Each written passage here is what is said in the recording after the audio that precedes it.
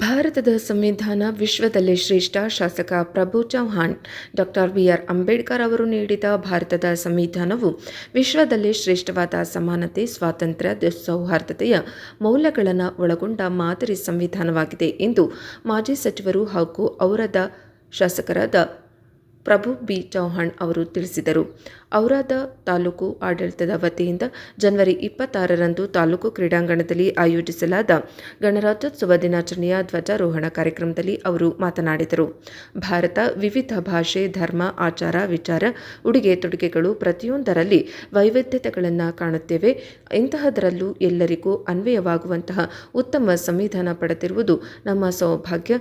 ಸಂವಿಧಾನದ ಮೌಲ್ಯಗಳನ್ನು ಗೌರವಿಸಿ ದೇಶದ ಏಕತೆ ಮತ್ತು ಅಖಂಡತೆಯನ್ನು ಕಾಪಾಡುವುದು ನಮ್ಮೆಲ್ಲರ ಜವಾಬ್ದಾರಿ ಎಂದು ಹೇಳಿದರು. ಪ್ರಧಾನಿ ಅವರ ನೇತೃತ್ವದಲ್ಲಿ ಭಾರತ ಸೂಪರ್ ಪವರ್ ರಾಷ್ಟ್ರವಾಗುತ್ತಾ ಮುನ್ನುಗ್ಗುತ್ತಿದೆ. ವಿಶ್ವದೆಲ್ಲೆಡೆ ದೇಶದ ಗೌರವ ಹೆಚ್ಚಾಗಿದೆ. ಆಯುಷ್ಮಾನ್ ಭಾರತ್, ಕಿಸಾನ್ ಸಮ್ಮಾನ್, ಪ್ರಧಾನ ಮಂತ್ರಿ ಆವಾಸ್ ಯೋಜನೆ ಸೇರಿದಂತೆ 10 ಹಲವು ಯೋಜನೆಗಳು ಬಡವರು, ಶ್ರಮಿಕರು, ಹಿಂದುಳಿದವರ ಶ್ರೇಯಸ್ಸಿಗೆ ಸಹಕಾರಿಯಾಗಿವೆ ಎಂದರು. ಮಹಾಜನತೆಯ ಆಶೀರ್ವಾದದಿಂದ ನಾನು 4 ಬಾರಿ ಶಾಸಕನಾಗಿ ಸೇವೆ ಸಲ್ಲಿಸುವ ಅವಕಾಶ ಸಿಕ್ಕಿದ್ದು ಔರಾದ ಕ್ಷೇತ್ರದ ಸರ್ವಾಂಗೀಣ ಅಭಿವೃದ್ಧಿಗೆ ನಿರಂತರ ಶ್ರಮಿಸುತ್ತಿದ್ದೇನೆ. ಔರಾದ ಪಟ್ಟಣದಲ್ಲಿ ಅಂಬೇಡ್ಕರ್ ಭವನ ನಿರ್ಮಿಸಲು 3 ಕೋಟಿ ಅನುದಾನ ಮೀಸಲಿಟ್ಟಿದ್ದೇನೆ. ಮರಾಠ ಭವನ, ಲಿಂಗಾಯತ ಭವನ, ಹಠಕರ್ ಭವನ, ಕನಕ ಭವನ ಹಾಗೂ ಗುರುಭವನ ನಿರ್ಮಾಣಕ್ಕೆ ಅನುದಾನ ನೀಡಲಾಗಿದೆ. ಪ್ರೊಬೇಷನರಿ IAS ಅಧಿಕಾರಿ ರಮ್ಯಾ ರಂಗಸ್ವಾಮಿ ಅವರು ಧ್ವಜಾರೋಹಣ ನೆರವೇರಿಸಿದರು. ಇದೇ ವೇಳೆ ವಿವಿಧ ಶಾಲೆಗಳ ವಿದ್ಯಾರ್ಥಿಗಳು ಪಥಸಂಚಲನ ಹಾಗೂ ಸಾಂಸ್ಕೃತಿಕ ಕಾರ್ಯಕ್ರಮಗಳನ್ನು ನಡೆಸಿಕೊಟ್ಟರು. ಸಾಂಸ್ಕೃತಿಕ ಚಟುವಟಿಕೆಗಳಲ್ಲಿ ಭಾಗವಹಿಸಿದ ವಿದ್ಯಾರ್ಥಿಗಳಿಗೆ ಶಾಸಕರು ನಗದು ಬಹುಮಾನ ನೀಡಿ ಗೌರವಿಸಿದರು.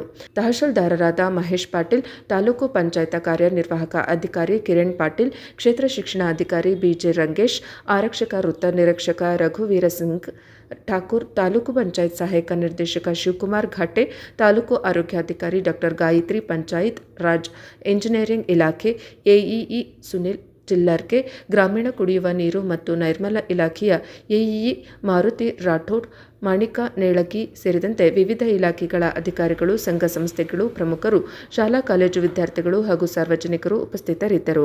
ಸಾಹಿತಿ ಮಾರುತಿ ಗಾದಿಗೆ ನಿರೂಪಿಸಿದರು. ಕಾರ್ಯಕ್ರಮದಲ್ಲಿ ಮಹಿಳಾ ಮತ್ತು ಮಕ್ಕಳ ಅಭಿವೃದ್ಧಿ ಇಲಾಖೆಯಿಂದ ಭಾಗ್ಯಲಕ್ಷ್ಮಿ ಯೋಜನೆಯ ಫಲಾನುಭವಿಗಳಿಗೆ ಪಾಸ್ಬುಕ್ ವಿತರಿಸಲಾಯಿತು. ಬೀದರ್ ಜಿಲ್ಲಾ ವರದಿಗಾರ ಲಕ್ಷ್ಮಣ್ ರಾಠೋಡ್, NKS TV4.